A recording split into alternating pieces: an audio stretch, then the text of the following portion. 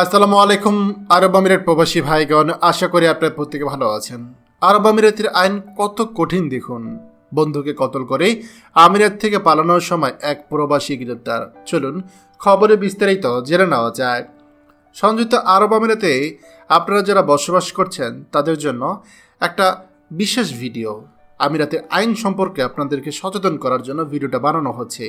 আমিরাতে Khaleej Times পত্রিকায় খবরটি প্রকাশ করা হয়েছে, যেখানে খবরে বলা হয় যে একজন প্রবাসী আমিরাতে তার এক বন্ধুকে হত্যা করে আমিরাত থেকে পালানোর সময় তাকে গ্রেপ্তার করা হয়েছে এবং তাকে যাবজ্জীবন কারাদণ্ড দেওয়া হয়েছে। সেখানে বলা হয়েছে যে একজন অস্ট্রেলিয়ান ব্যক্তি যিনি দুবাইয়ে একটি অ্যাপার্টমেন্টে তার বন্ধুকে ছুরিকাঘাত করে হত্যা করেছিল এবং তিনি দেশ থেকে পালানোর চেষ্টা করেছিল, তাকে দুবাই ফৌজদারি আদালত যাবজ্জীবন কারাদণ্ড দিয়েছে।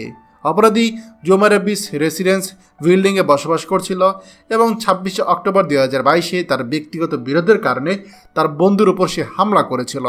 আদালত শুনেছে যে ওই ঘটনার দিন মধ্যরাত থেকে ঝগড়া শুরু হয় এবং তা সহিংসতায় রূপ নেয়। পরের দিন সকালে 27 অক্টোবর 2022 আক্রমণকারী মহিলা বন্ধুর দ্বারা ভিকটিমটির মৃতদেহ আবিষ্কৃত হয়। আদালতের নথিতে সেখানে মহিলাটি সাক্ষ্য দিয়েছে যে তিনি অভিজিতের সাথে দেখা করেছিলেন এবং তিনি তাকে জানিয়েছিলেন যে তার বন্ধুর সাথে তার তর্ক হয়েছে, ভিকটিম এবং তাকে অ্যাপার্টমেন্টে যেতে এবং তাকে পরীক্ষা করতে বলেছিল।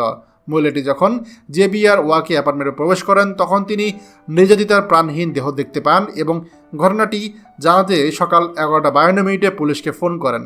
তদন্তে জানা গিয়েছে ঘটনার দিন অভিযুক্তের বাবা অ্যাপার্টমেন্টে ছিলেন, কিন্তু কখন তিনি এই ঘটনাটা ঘটেছে তা দেখেননি।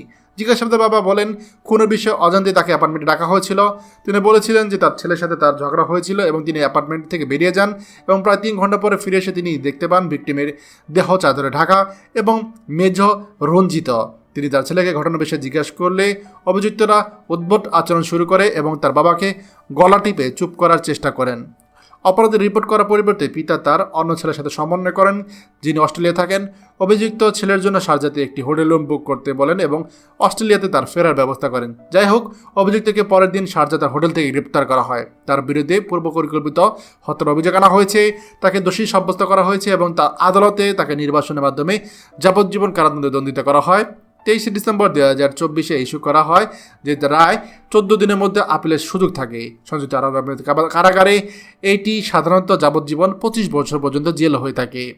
এখানে আমাদের যে সকল প্রবাসীরা বসবাস করছেন তাদের প্রত্যেককে আমরা সতর্ক করছি। বুঝতেই পারছেন যে আমিরাতে এই রকম ঘটনায় আপনি যদি শরিক হন আপনারও কিন্তু অবশ্যই কঠিন সাজা হবে। তাই কোনোভাবেই ভাববেন না যে একটা অপরাধ করে আপনি পার পেয়ে যাবেন, সেই সুযোগ কোনোভাবেই নেই।